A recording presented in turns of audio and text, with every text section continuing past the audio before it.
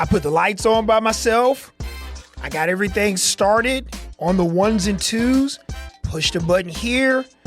Jerked a cord there. Look at me. We made it.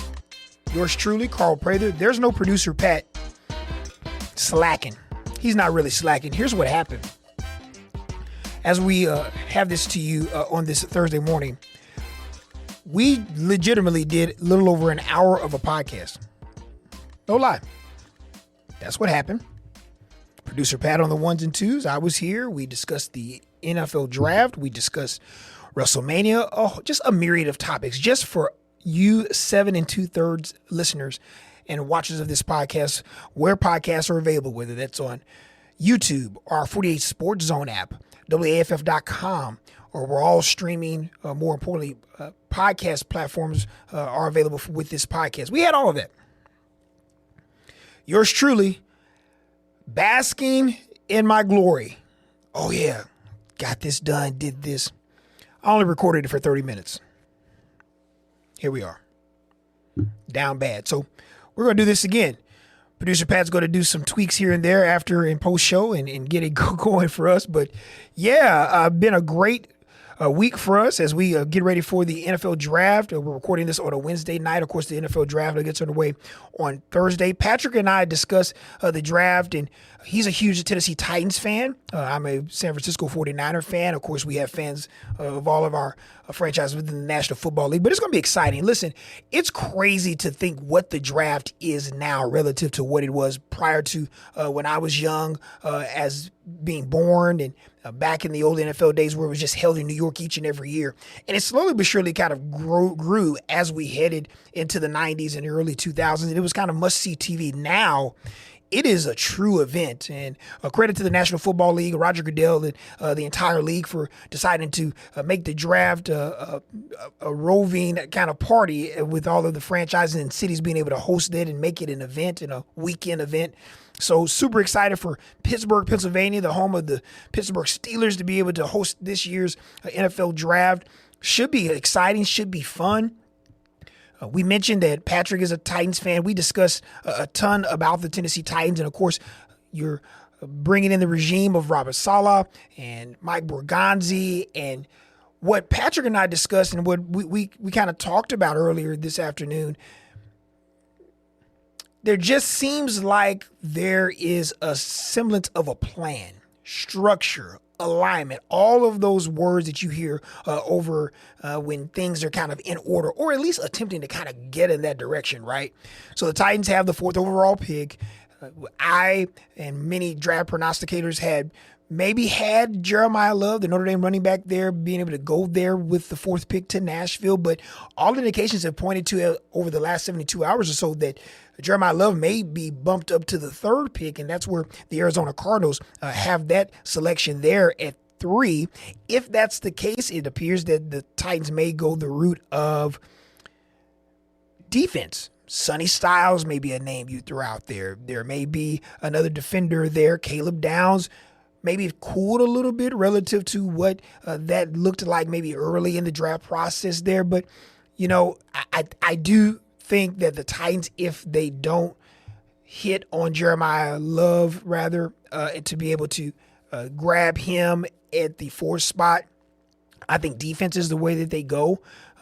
This is purely guessing, but Patrick seemed like he could attest to that was indeed the case, that maybe a Sonny Styles or someone of that ilk that could help continue to bolster the defense up front or in that linebacker position for the Titans. Here's the one thing that I will say, and we discussed this, Patrick and I, about this. Regardless of who the Tennessee Titans pick, it just once again appears that everything is trending toward the right direction of a plan. We had an opportunity to hear from Mike Borgonzi earlier this week within the draft process, had a presser with our sister station in Nashville discussing kind of their plan, where they may want to go, and if they have everything in order as they prepare to pick the 4th overall player in the draft coming up later tonight. It's just part of it. I mean, you have to listen to it. You do hear scuttle, whether it be on social media or people you're talking to in the league. you're trying to collect information and you're trying to figure out what is the right information. But at the end of the day, you have to stay true to your board, know what you have there. Like I said, we've put a ton of work in right now, so we feel really comfortable, heading into the draft, no matter what happens. Listening to Mike, it just seems like they are ready to go, have a plan, seem confident in their plan. And relative to last year's draft, where they had some young guys for Titans fans and fans of the NFL that maybe kind of watched the league as a whole, they had a lot of guys that were on the back end past the first round that really popped for them and played very well for them, especially on defense. But some guys they drafted pretty well. And, of course, Cam Ward as a rookie, trying to find his way and navigate his way. For me, you want to try to continue to try to add weapons for him, try to continue to make life easier for one Cam Ward. Listen, unbelievable talent. We saw what he was able to do, whether it was at Washington State, prior to that Incarnate Word, whether it was in Miami, his first year with the Titans, seeing why he was picked to be the number 1 overall pick in the draft.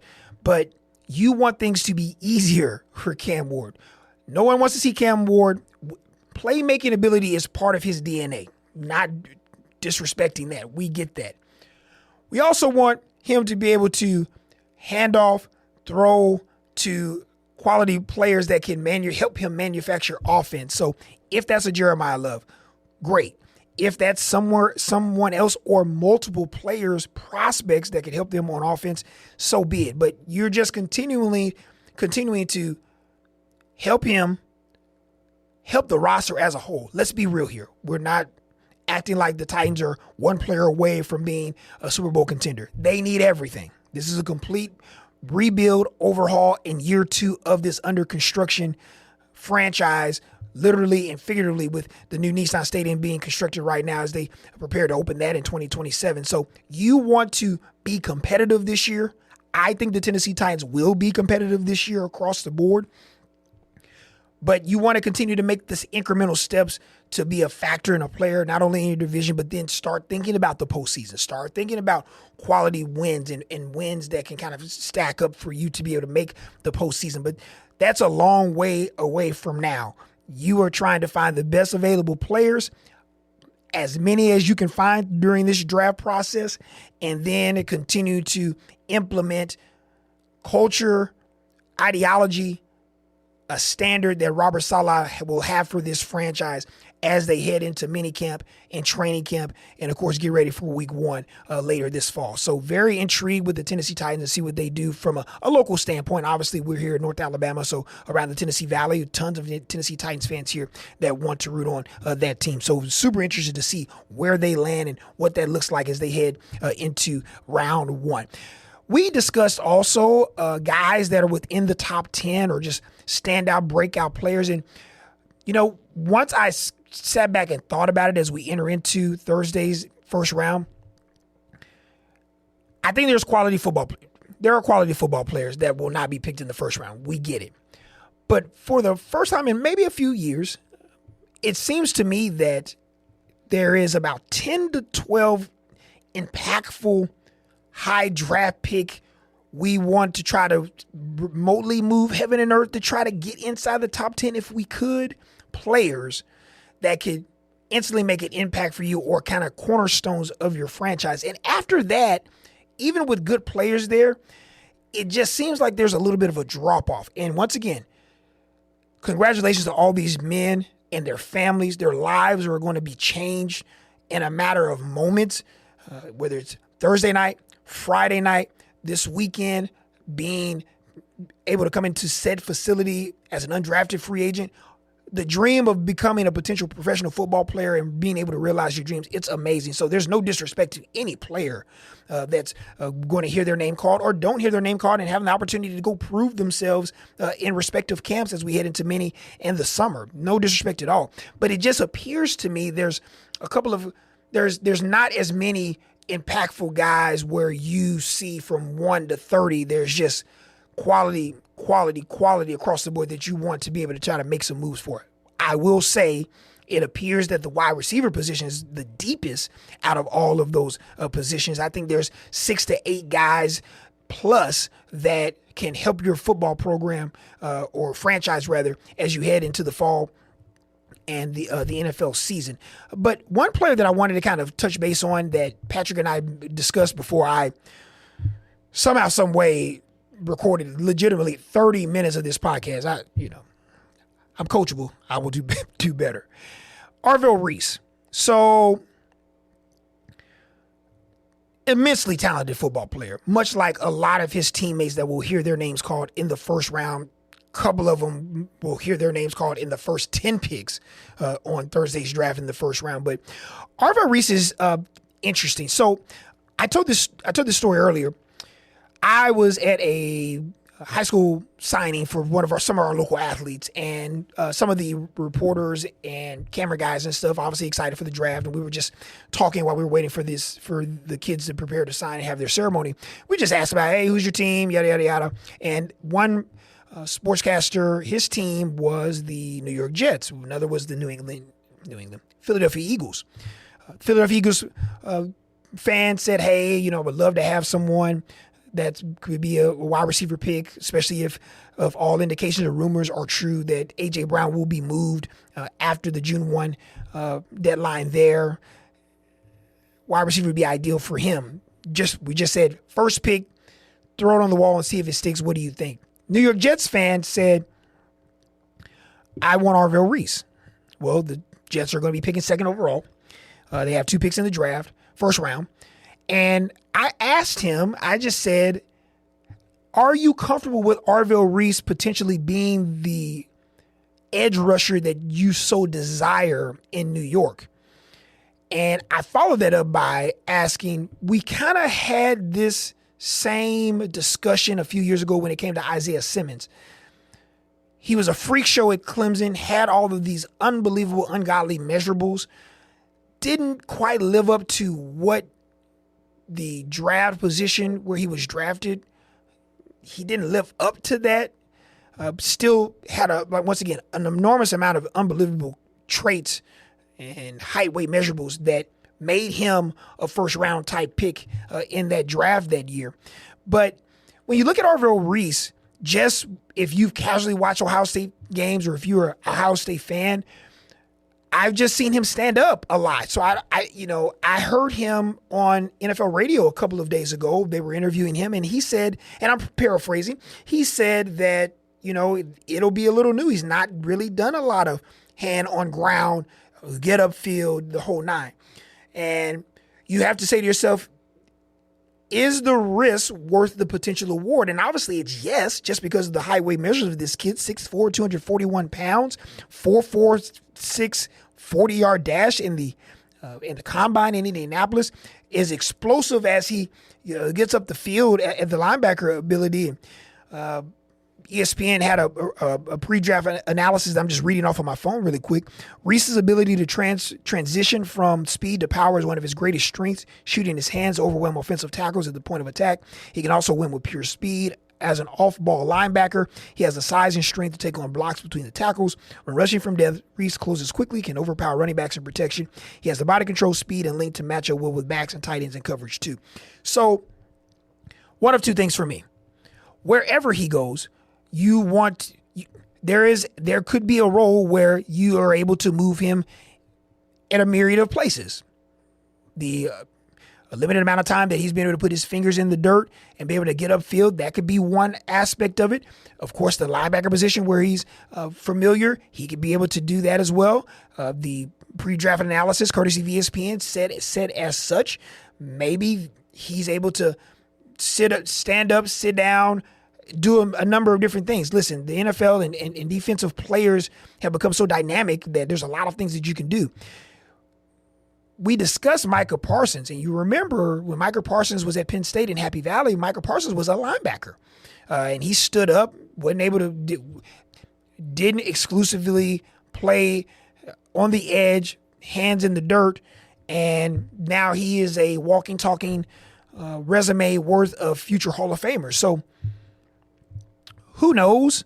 None of us knows. Of course, we want Arvell Reese to ball out. I mean, like, why are you? It kills me when we have fans saying, "Oh, he's going to be a bust." You want all these guys to play well. We're just basically trying to like project what you look like relative to your body of work at the collegiate level, what that looks like as you move into the National Football League. So to me, the biggest question mark to me of the whole draft, to me, relative to the top 10 picks first round is Arvell Reese, because I just don't know what this looks like once he gets to New York, if he is indeed the pick there at number 2 for the Jets. Don't know. We shall see, but he will hear his name called rather quickly. One of his teammates will hear his name called rather quickly as well, and that's none other than Sonny Styles. And Sonny's a linebacker there at Ohio State. Watched him a ton while he was at Ohio State the last 2 years. One thing I've been really impressed with Sonny is that 2 seasons ago when he was playing for the Ohio State University, had a handful of missed tackles there, but really just shored that up. And I'm nitpicking when it comes to that, right? But man, he was just so consistently good, and that says a lot. He can run like the wind, a thumper, big middle linebacker type guy that can just man and cornerstone a defense for whomever decides to pick him in this first round of the NFL draft. But he can do a little bit of everything. Just one of those guys that, you know, when you think of like some of the guys in the NFL that you may want to project him as, like Fred Warner, right? Robert Saleh, of course, has vast experience with Fred and what he's able to do at that position at middle for the linebacker position at San Francisco. Sonny's just one of those guys that, like, every year you'll just see him there and he'll have 100 tackles, a handful of picks. He's a Pro Bowler. Like, I could envision that for him. And his tape and resume relative to heading from Columbus into whomever decides to pick him in the NFL draft, it says as such that it projects pretty favorably for him. Listen, I don't know foot placement and how the keys of defense and all. I don't know all that. I'm just looking at it just from TV copy, like what this guy can do. And he was very impressive. Outside of Caleb Downs, the most impressive defender to me for the Ohio State University defensive tackle McDonald there is really good too. They're going to have a lot of guys, hear a lot of names called from Ohio State as they head into the upcoming NFL draft. But yeah, I really like Sonny Styles. Think he's a guy that could arguably be Defensive Rookie of the Year in his first year there, wherever he decides to head to and where he'll be selected. Like everything about that kid. Also like everything about Caleb Downs. I know Alabama fans have an affinity for that young man and all the things he was able to do under Nick Saban and while he was here in the state of Alabama, in the Yellowhammer State, on the capstone before he headed off to Ohio State. Just instinctively just great, man, at the college level. Just he's one of those guys that has, like, you can tell, not even tell, you see the amazing traits. He's athletic, rangy. I just love he just has elite instincts. And just, you can tell that football, he's a savant when it comes to defense. Can help and run support, almost can run routes for guys, break off routes for guys in the secondary and run them better than the actual receiver can run them. Just between the ears, just elite football player, and super excited to see where he indeed goes as he prepares for his NFL journey moving forward. But yeah, Caleb Downs, I mean, my goodness, you think about Ohio State guys, look at all the guys you're going to hear their names called in the first round or just the first 2 rounds. It's unbelievable for sure. So let's just go through this. First off, let's go through just draft order. Obviously, this is going to change. Franchises may potentially want to move into said first round, move into said top 15, move into the top 10 to make some moves. Your number 1 overall pick within this draft in order, the Las Vegas Raiders. You got the New York Jets, as I mentioned, at number 2, the Arizona Cardinals at number 3, the aforementioned Tennessee Titans at number 4, the New York Giants at number 5, Cleveland Browns will come in at 6, the Washington Commanders at 7, the New Orleans Saints at 8, the Kansas City Chiefs at 9, and the New York Giants at 10. Remember, the Giants have 2 picks in this draft, obviously with moving on from one Dexter Lawrence and making that trade with the Cincinnati Bengals. So now the Giants have 2 picks within the top 10. So looking inside that top 10, I wonder, because it's been relatively quiet if you're an NFL draft fan or just a fan of the NFL. It seems like it's been really quiet as we've moved into this draft week. I just have a sneaky suspicion as we get closer to actual draft time, I just think we're going to have some movement and some franchises maybe a little more overly aggressive to try to get inside that. I know the reports have kind of indicated over the last 72 hours or so that the Dallas Cowboys, obviously with some of the draft capital they have, they're at 12 right now, maybe trying to hop inside the top 10 to maybe take a defender, somebody that could really help bolster that defense. Obviously, that was a huge issue for the Dallas Cowboys. Offense was fantastic under Dak Prescott and company there, George Pickens and just a myriad of other guys there. On offense. So I just have a sneaky suspicion we've been too quiet. And I think that there's enough teams that can potentially move inside the top 10. I think from the outside looking in, wide receiver, tackle, secondary help, corner safety, those are your big gets this year. Defensive tackle, I think you can have some rotational depth there. Zion from Missouri and Peter Woods. I think guys that can potentially be Pro Bowlers, potentially, but I think more of just stalwarts there that can really help franchises and help you along the way. May not be as impactful as maybe many may have thought as kind of with their like credentials as they headed into college and how they projected coming into the NFL. But I think there's a lot of rotational depth help there at defensive tackle, the guys that can really, really help them. But the biggest takeaway for me is just who will decide to want to get inside that top 10? Who will decide to want to kind of get inside that top 10 to maybe draft one of these 10 to 12 guys that could potentially help their franchise across the board? Should be interesting. We discussed also earlier before I only recorded this for 30 minutes earlier today, the wide receiver position. Patrick discussed who he thought, who he would take if he had to take one wide receiver.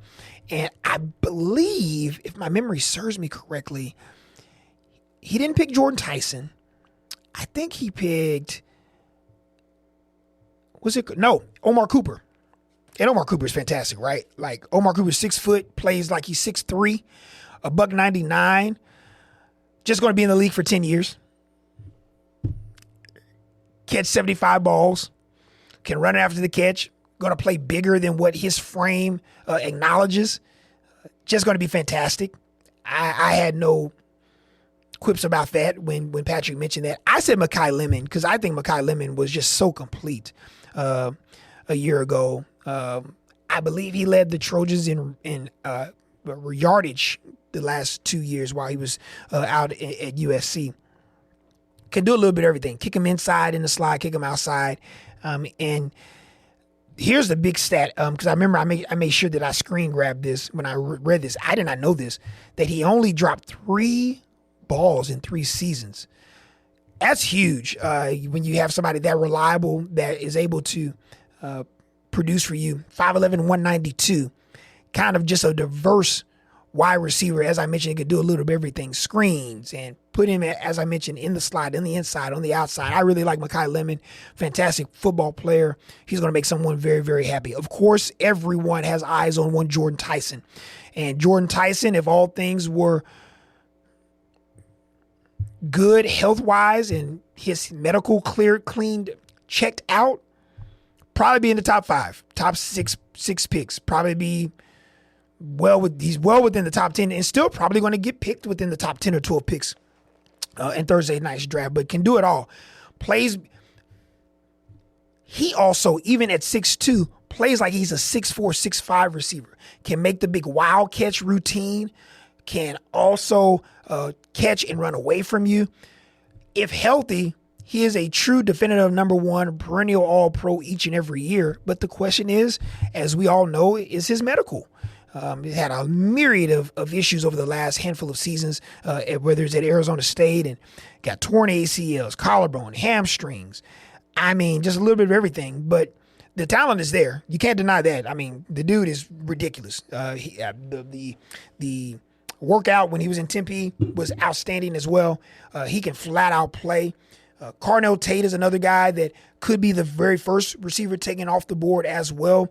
I do remember a couple of weeks ago with some of the mock drafts that Carnell Tate could potentially go to Cleveland and kind of help the Cleveland Browns out there and continue to bolster their offense under new head coach Todd Monken for Shadur Sanders, who I would assume would be the starting quarterback there heading into the offseason. But you need a lot of help there on offense to kind of bolster that unit. But Carnell Tate was another name that was consistently being categorized as maybe the first wide receiver taken off the board in the first round of the draft. Denzel Boston has kind of been a quick riser. And Denzel Boston, a really good wide receiver as well, and rightfully so, 6'4", a big frame as well. He's the last year led the Huskies of Washington in receiving.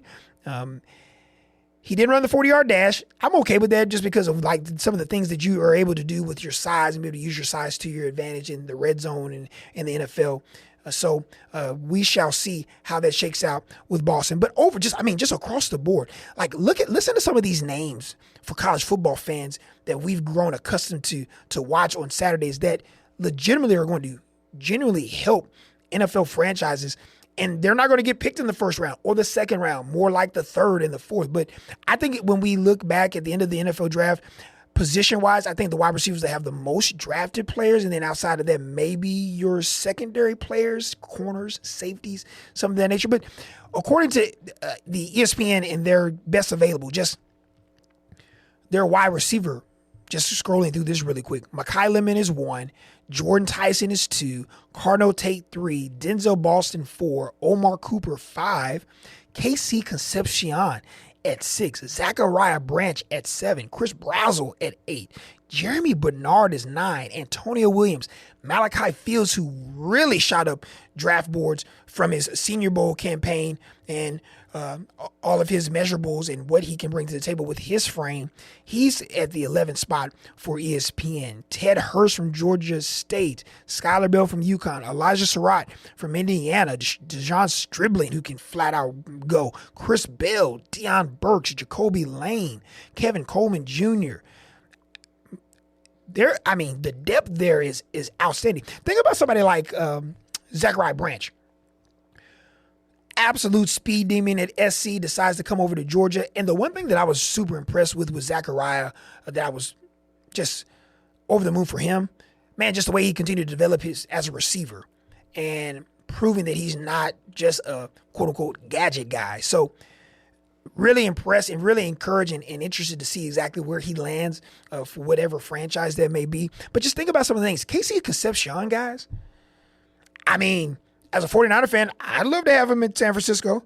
I'd love to have Jeremy Bernard in San Francisco. Those guys are just perennial 8 to 10 year guys that are going to catch between 50 and 75 balls or more and have 8 to 900 yards receiving, 9 touchdowns, 14-something yards per average, per catch, and just thrive and live in a myriad of different spots within that wide receiver position, outside, inside, screen game, red zone, the whole 9. So, the depth is there with Jeremy and Brazzell and Branch, Ted Hurst at Georgia State, Skylar Bell. I didn't have an opportunity to really watch those guys. I don't know much about those guys, if anything at all. I'm just being brutally honest. Stribling can go. Chris Bell can go. Deion Burks, if healthy, could be one of the most dynamic wide receiver prospects in the draft. Just hadn't been healthy and hadn't been able to stay healthy there. So, man, I just think the wide receiver position is the one to me of note.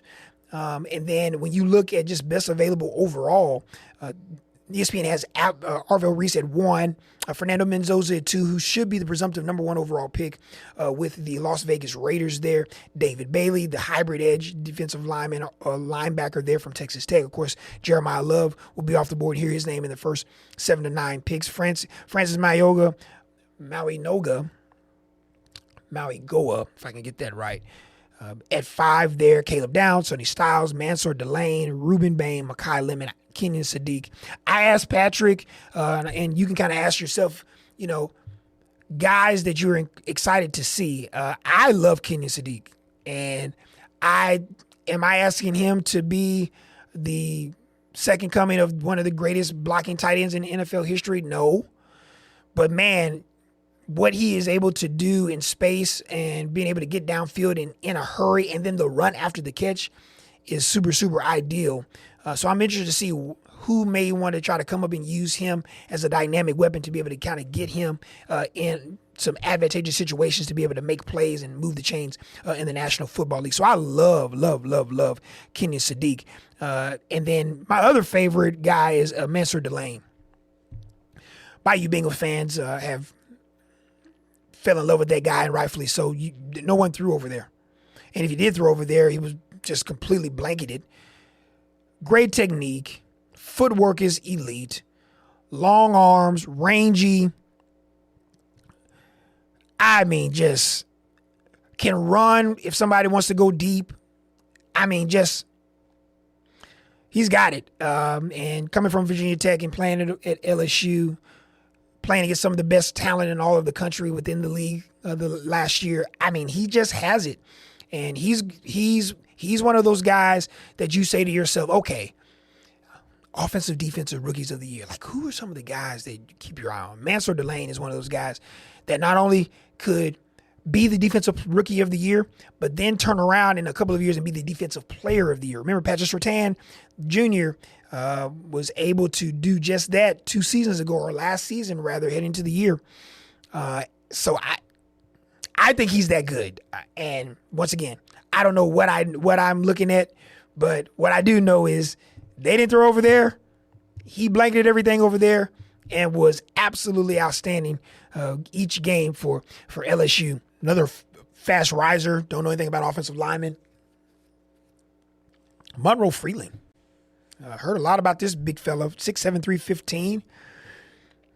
It seems like he was at Georgia forever, but became the starter.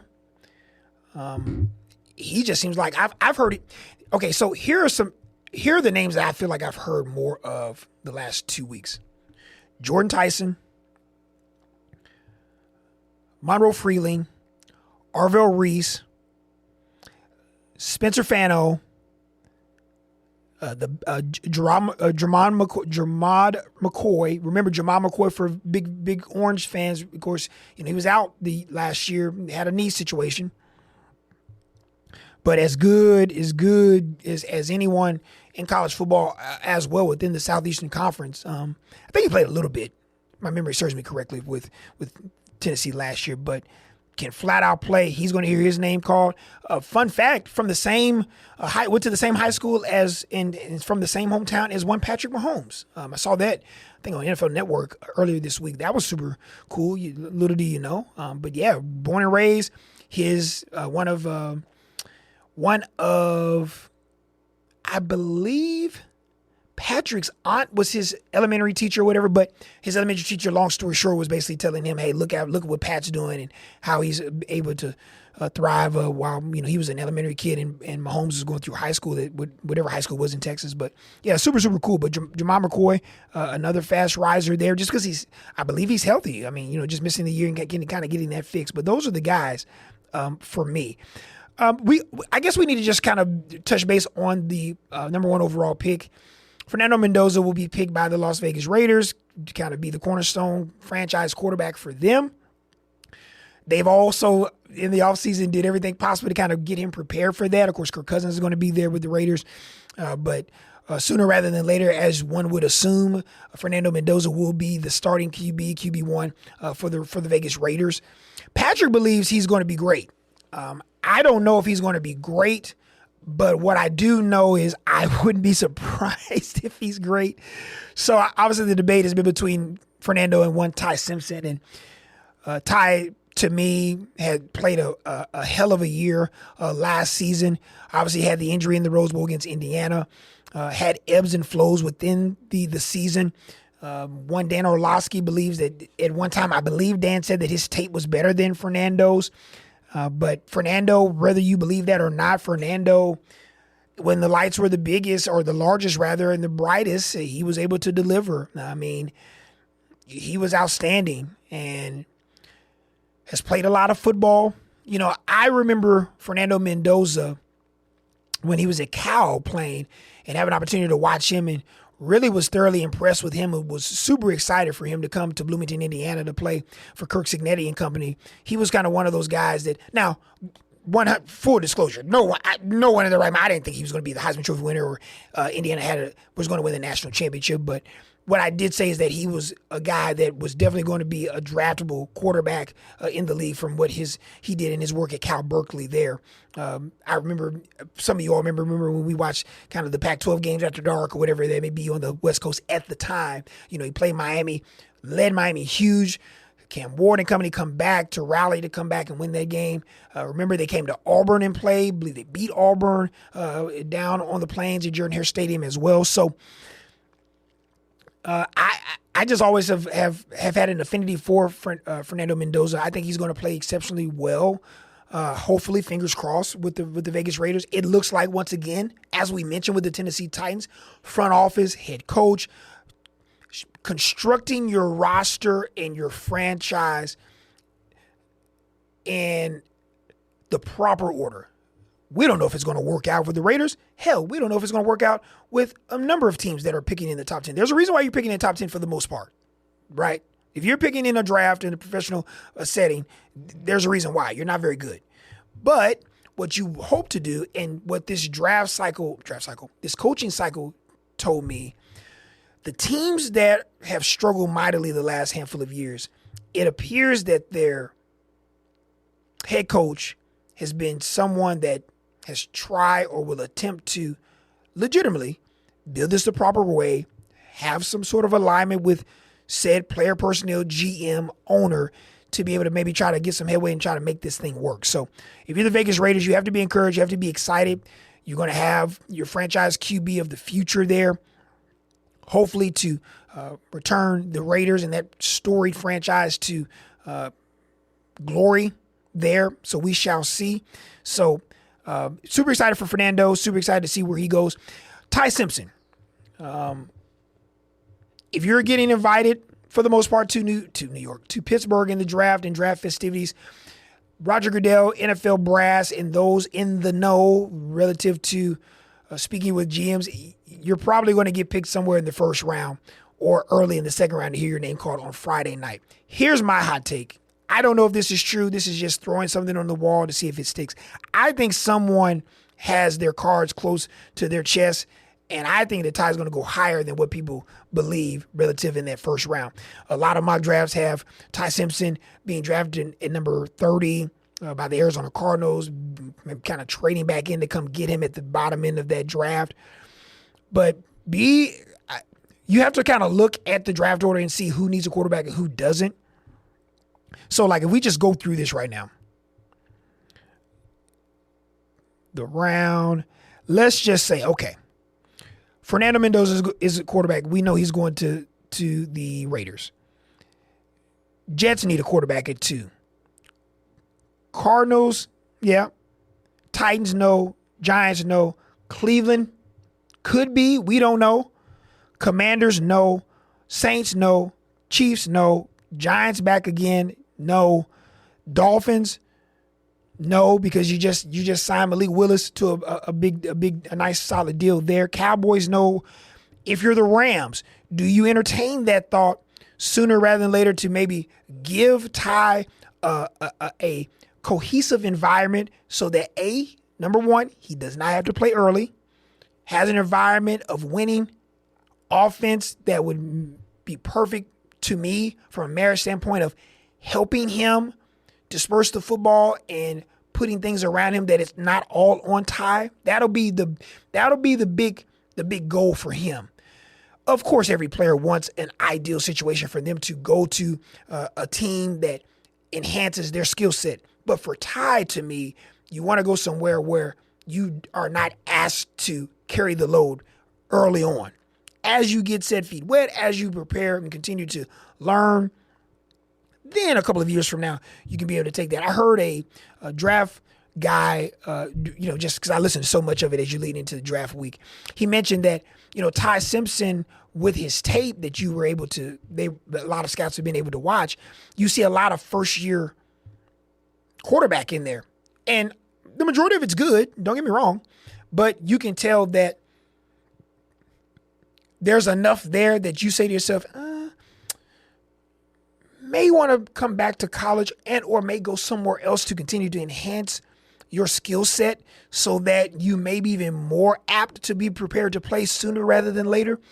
But he's going to get drafted early, and that tells me that there's got to be a franchise or two that have an eye on what he could bring to the table, but more importantly, it would be great if he could go to somewhere like the Rams to be able to sit around with Matty Stafford for a year and or two to kind of learn and understand what this looks like and learn on the job, and then kind of get thrust into just an amazing situation with their head coach and Les Snead, and just that whole environment there is conducive to winning, continuing to win at a high level, and just being real, like being competent. That goes a long way, not only in the National Football League, but like in sports. So that's at 13. Ravens, no. Bucks, no. Jets again, yes. Lions, no. Vikings, no. Panthers, no. Cowboys, no. Steelers, maybe.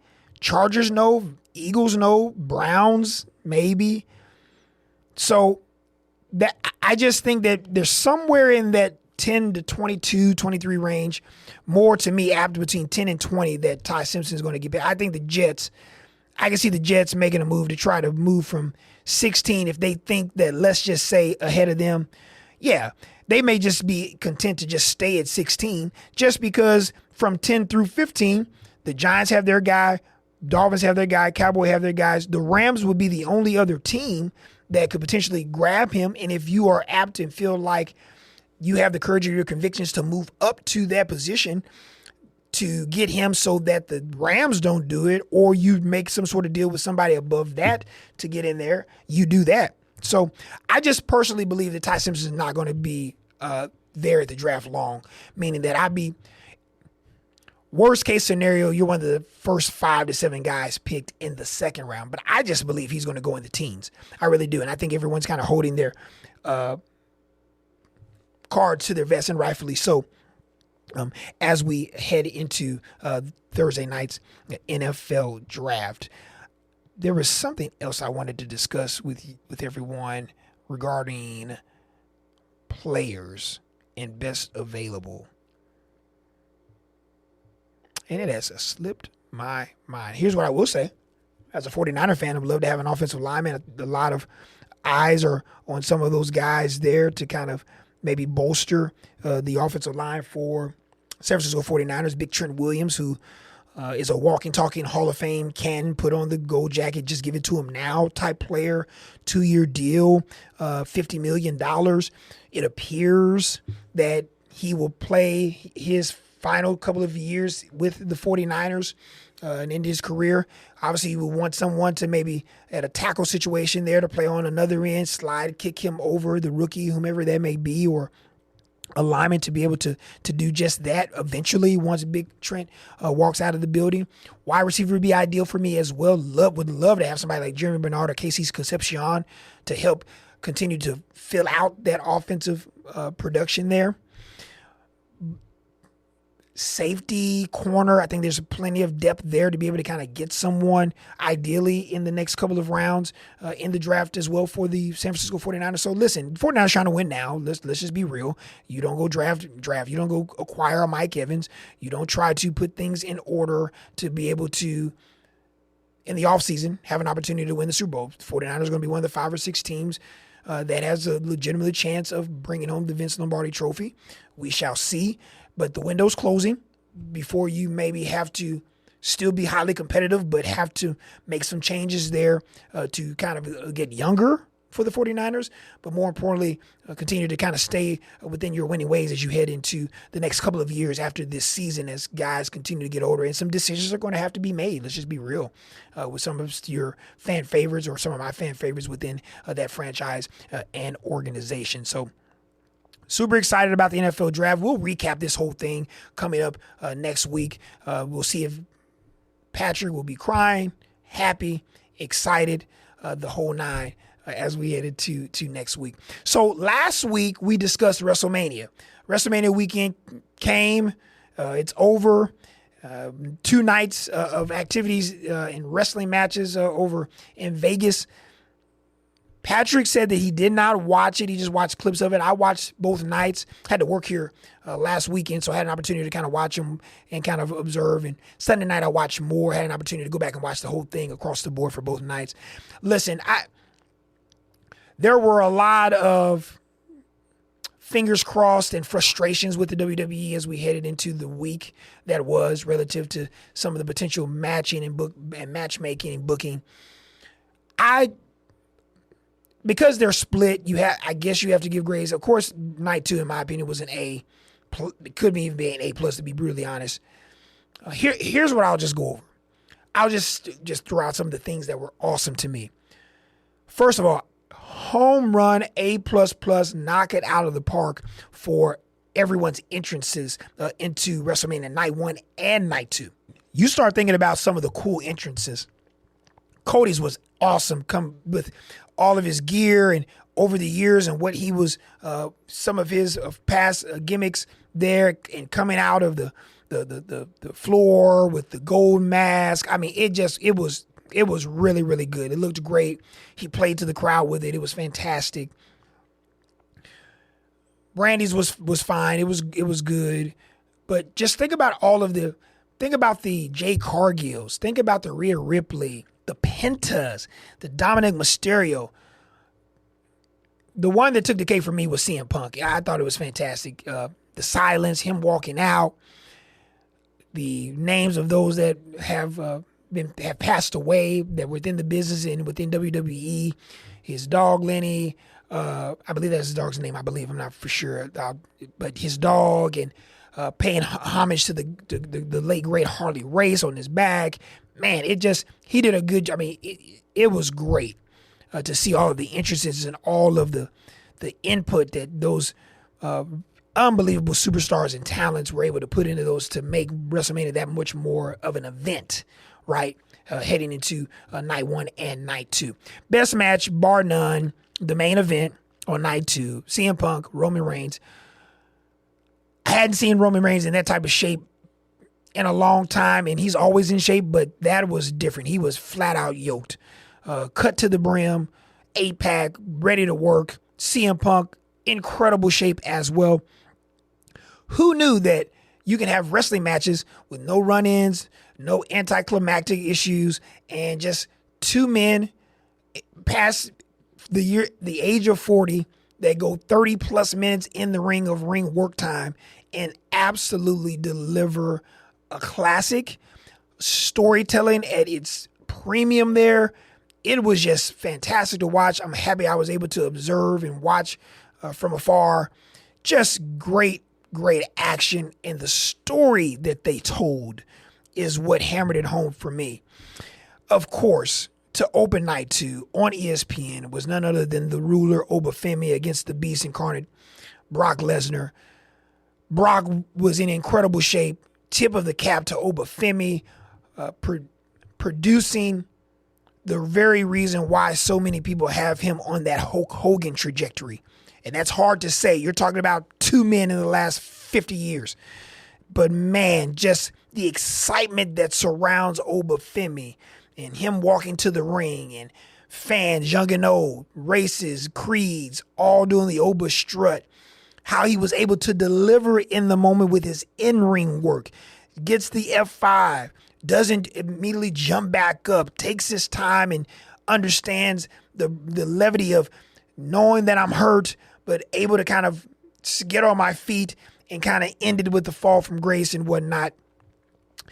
And just the pure excitement that he had after he heard the 1, 2, 3. Chef's kiss, man. It was outstanding.